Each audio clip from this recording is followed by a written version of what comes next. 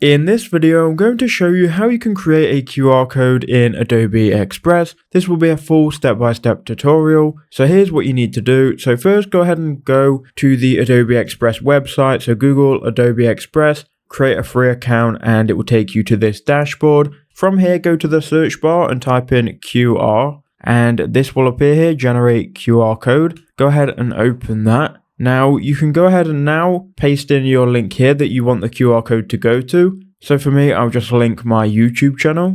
Okay, so here is my YouTube channel. We're going to grab the link of that channel. We can go ahead and paste it in here. Now we can also go to style and change the style of the QR code. You can change the border, the marker center, and you can also change the color of it as well. Now, once you're happy with those settings, go to file format, choose your file format. I'll choose PNG. We can then click download, and now this QR code will now go to my YouTube channel. If you want to try it out, try it out. But that's how to do it. I hope that quick video did help you out.